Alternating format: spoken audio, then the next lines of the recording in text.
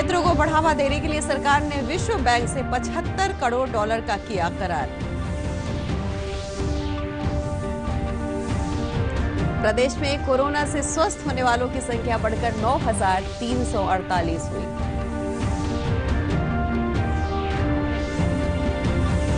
Corona के खिलाफ प्रदेश के विभिन्न जिलों में चला जागरूकता अभियान, मास्क नहीं पहनने वालों पर हुई कार्रवाई।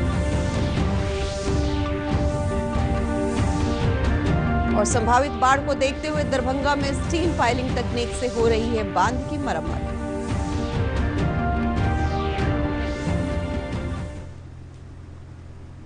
नमस्कार, 7 बजे के बुलेटिन में आपका स्वागत है। आप देख रहे हैं डीडी बिहार और आपके साथ मैं हूं सोनी। समाचारों में आगे, केंद्र सरकार और विश्व बैंक ने सूक्ष्म लघु और मध्यम उद्योग आपात प्रतिक्रिया योजना के लिए $75 करोड़ के करार पर हस्ताक्षर किए हैं। विश्व बैंक के इस कार्यक्रम के अंतर्गत एमएसएमई के क्षेत्रों के 15 लाख उद्योगों को तत्काल ऋण प्रदान किया जा सकेगा। वित्त मंत्रालय ने अपने बयान में कहा कि एमएसएमई क्षेत्रों को बढ़ावा देने के लिए सरकार द्वारा यह महत्वपूर्ण निर्णय लिया गया है।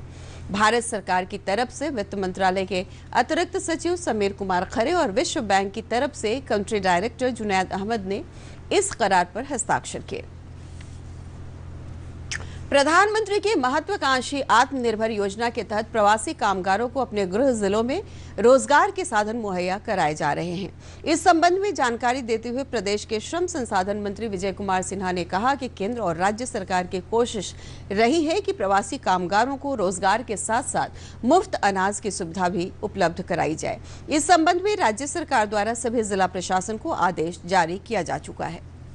बाहर से हमारे प्रवासी आए हैं, अलग अलग ट्रेड में अलग अलग टेक्नोलॉजी को लेकर के वो सारा अपने अपने गांव, अपने अपने क्षेत्र, राज्य के अंदर उसको ज़मीन पर उतारेंगे। रोजगार का सृजन भी होगा और लोगों को रोजगार भी मिलेगा।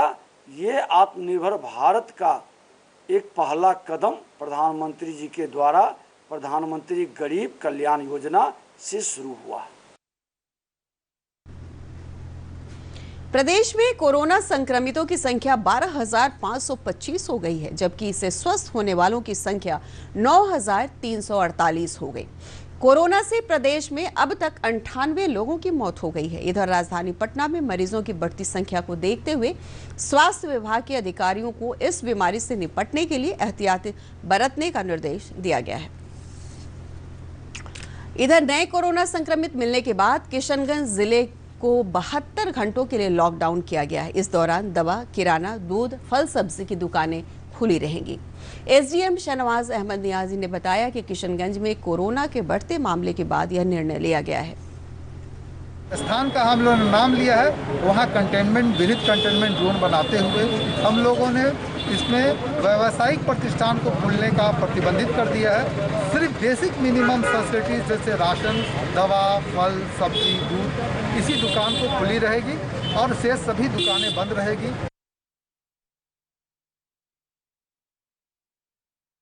स्थित कंटेनमेंट जोन में जिलाधिकारी ने दौरा कर स्थिति का जायजा लिया है। कोरोना के बढ़ते मामले को देखते हुए अब राज्य में मास्क नहीं पहनने वालों पर सख्ती होगी। प्रदेश सरकार ने पूरे प्रदेश में जिला प्रशासन को इस मामले में त्वरित कार्रवाई करने का आदेश दिया है। इस कड़ी में आज राजधानी पटना में जिलाधिकारी कुमार रवि के नेतृत्व में अभियान चलाकर मास्क नहीं पहनने पर जुर्माना वसूल किया गया। तुम अपने गांव पर तमाचा क्यों मार रहे हो? I can't help it. ये कमांड देता है ना। कोरोना से प्रभावित मरीजों की संख्या बढ़ रही है, उसको देखते हुए मास्क लगाने के स्ट्रिक्ट निर्देश दिए गए हैं। और जो भी लोग सार्वजनिक स्थानों पर जाते हैं या अपने कार्यस्थल पर जाते हैं, उनको यह निर्देश दिया गया है कि अनिवार्य रूप से मास्क लगा के जाएं। इसके साथ साथ उसमें 50 रुपये का फाइन करने का भी प्रोविज़न किया गया है। और इसमें कल भी लगभग 130 लोगों को इसमें फाइन किया गया है। और डेली अभी ड्राइव चल रहा है, जिसमें ज़्यादा से ज़्यादा संख्या में ऐसे लोगों के विरुद्ध कार्रवाई की जाएगी। वहीं कटिहार में लगातार कोरोना पॉजिटिव मरीजों की बढ़ती संख्या को रोकने के उद्देश्य से जिलाधिकारी कमल तनूज और पुलिस अधीक्षक विकास कुमार ने जागरूकता अभियान चलाया। जिलाधिकारी ने बाजार में घूम घूम कर मास्क नहीं पहनने वाले लोगों को फटकार लगाई। साथ ही प्रत्येक व्यक्ति से 50 रुपए जुर्माना वसूला गया। इस संबंध में जिलाधिकारी कमल तनूज ने बताया कि यह अभियान 12 जुलाई तक चलाया जाएगा। साथ ही 1 दर्जन से अधिक दुकानों को सील कर दिया गया है। जांच कराई गई है दुकानों की और वाहनों की। अभी हम और एसपी साहब भी इसी उद्देश्य से मेन मार्केट में यहाँ कटिहार के लोग निकले थे। अभी तत्काल यहाँ 5 दुकानों में उल्लंघन पाया गया है जहाँ मास्क का व्यवहार नहीं किया जा रहा था, तो उनको 3 दिन तक बंद करने का आदेश दिया गया है। इधर पश्चिम चंपारण के बेतिया में भी जिलाधिकारी कुंदन कुमार के नेतृत्व में जागरूकता अभियान चलाया गया। इस जागरूकता अभियान में मास्क नहीं पहनने वालों पर जुर्माना लगाया गया और दुकानदारों को यह बताया गया कि मास्क नहीं पहनने पर ग्राहक को सामान नहीं दिया जाएगा। प्लस सभी जगह फ्लैक्स लगाएंगे कि बिना मास्क पहने प्रवेश वर्जित है।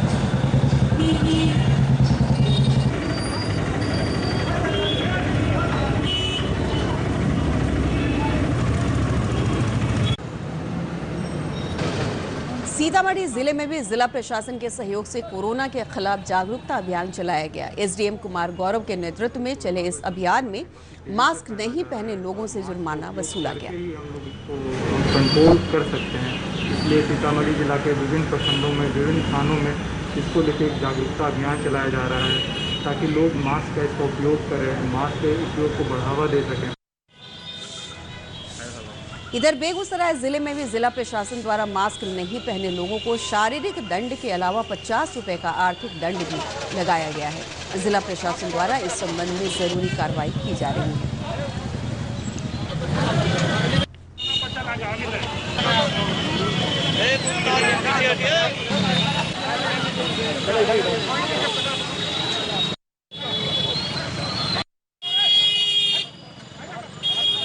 को देखते हुए साथ साथ जिले में संख्या प्रभावित लोगों की संख्या जो बढ़ रही है, उसी के मद्देनजर ये जागरूकता कार्यक्रम है कि सभी लोग मास्क लगाएं और जो मास्क नहीं लगा रहे हैं उनके विरुद्ध फाइन की जो प्रावधान किया गया है सरकार के द्वारा। प्रदेश भाजपा कार्यालय में आज वर्चुअल क्षेत्रीय बैठक का आयोजन किया गया। बैठक में सिवान और गोपालगंज सहित 9 जिलों के अध्यक्ष मौजूद रहे। बैठक में आगामी बिहार विधानसभा चुनाव की समीक्षा की गई। इससे पहले भारतीय जनता पार्टी महिला मोर्चा की बैठक का भी आयोजन किया गया। इस संबंध में जानकारी देते हुए प्रदेश भाजपा अध्यक्ष संजय जायसवाल ने बताया कि महिलाएं पार्टी हित में अपनी क्षमता से अधिक काम कर रही हैं। कोरोना काल में महिला मोर्चा की सदस्यों ने स्वयं से फेस मास्क बनाकर वितरण किया था, जिससे लोगों में कोरोना के प्रति जागरूकता बढ़ी। स्वयं फेस मास्क बनाने का इनिशिएटिव लेकर और बिहार की महिलाओं को अपने यहाँ पर बैठ कर के ही अपने घर पे फेस मास्क बनाने का जो प्रोत्साहन दिया है, उसके चलते भी यह एक ऐतिहासिक कार्यक्रम था और मेरी जितनी सोच थी उससे भी बढ़िया काम फेस मास्क के लिए महिला मोर्चा ने किया। मैं उनको बहुत बधाई देता हूँ। सूचना प्रसारण मंत्रालय के क्षेत्रीय आउटरीच ब्यूरो पटना द्वारा एक संवाद कार्यक्रम का आयोजन किया गया। इस संवाद कार्यक्रम में प्रधानमंत्री गरीब कल्याण योजना पर चर्चा हुई। इस संवाद कार्यक्रम में आरओबी पटना के एडीजे एसके मालवीय, खाद्य उपभोक्ता संरक्षण विभाग के सचिव विनय कुमार, एफसीआई के महाप्रबंधक Sandeep Kumar Pandey, institute of economic growth Delhi के प्रोफेसर ब्रजेश कुमार झा, प्रभात खबर के संपादक अजय कुमार, एफसीआई के एजीएम मृत्युंजय कुमार और सजल प्रकाश सिन्हा हिस्सा लिया। कार्यक्रम में प्रधानमंत्री के महत्वाकांक्षी one nation one ration card की अहमियत पर चर्चा की गई। वेबिनार में बताया गया कि राशन कार्ड को आधार कार्ड से लिंक करने के उपरांत बिहार के राशन कार्डधारी पूरे देश में कहीं भी राशन ले सकेंगे। प्रदेश में संभावित बाढ़ को देखते हुए विभिन्न जिलों के तटबंधों के मरम्मत का काम शुरू हो गया है। इसी कड़ी में दरभंगा के ताराडीह प्रखंड में स्टील पाइलिंग के द्वारा टूटे तटबंधों की मरम्मती की जा रही है। इस संबंध में जानकारी देते हुए प्रखंड विकास पदाधिकारी धनंजय कुमार ने बताया कि पिछले बाढ़ में हुए नुकसान से सबक लेते हुए इस बार बांध को स्टील पाइलिंग के द्वारा मजबूत किया जा रहा है। स्थानीय लोग भी सरकार के इस फैसले से खुश हैं। उसकी मरम्मती लगभग पूरी कर ली गई है और अभी ठीक स्थिति है ककोड़ा में भी, कैथवार में भी। हाँ, ज़्यादा उसको ड्यूरेबिलिटी के लिए कि अगर गनी बैग फेल भी कर जाए तो यह स्टील शीट पाइलिंग जो है, जैसा कि वहाँ के इंजीनियरों ने बताया कि काफ़ी हेल्प करेगा और ये तटबंध को कटाव से रोकेगा। अभी आप देख भी रहे होंगे कि वहाँ पे पानी है, फिर भी हमारा गैबियन में कोई प्रभाव नहीं डाल रहा है, वो जस का तस है। और उसी तरह से ये सीट पाइलिंग है, ये अगर इसके ऊपर से भी लेयर आ जाता। कोरोना संकट काल में कृषि और इससे जुड़े उद्योग लाभकारी साबित हो रहे हैं।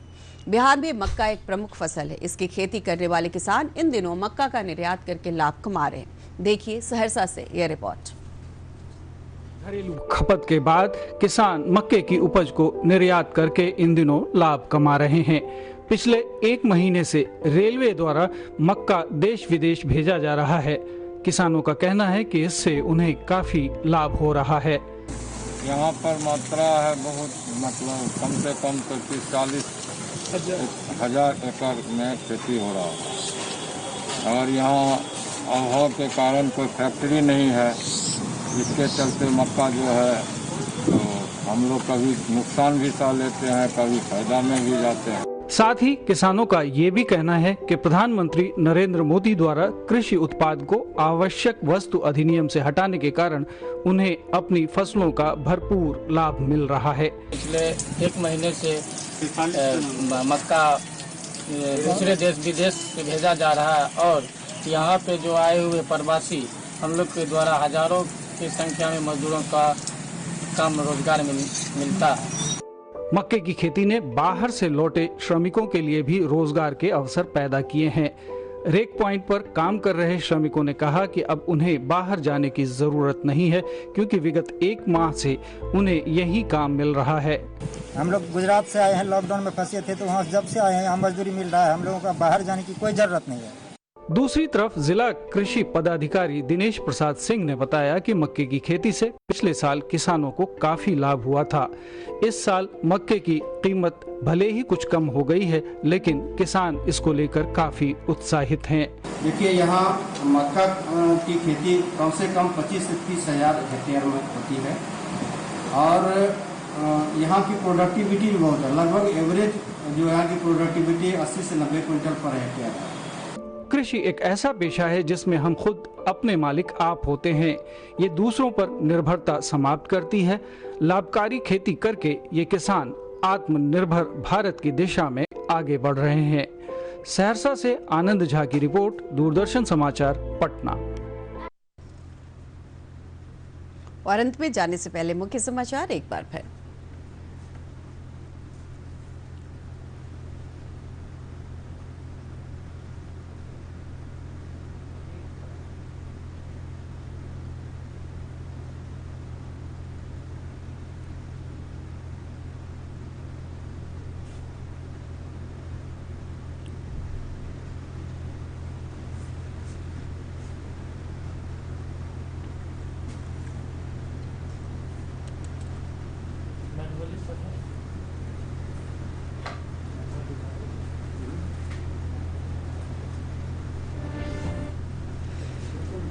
एमएसएमई क्षेत्रों को बढ़ावा देने के लिए सरकार ने विश्व बैंक से $75 करोड़ का किया करार।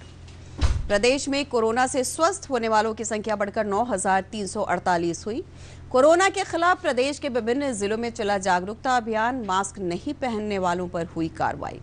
और संभावित बाढ़ को देखते हुए दरभंगा में स्टील पाइलिंग तकनीक से हो रही है बांध की मरम्मत। इस बुलेटिन में फिलहाल इतना ही। उर्दू खबरें बस थोड़ी ही देर में। नमस्कार।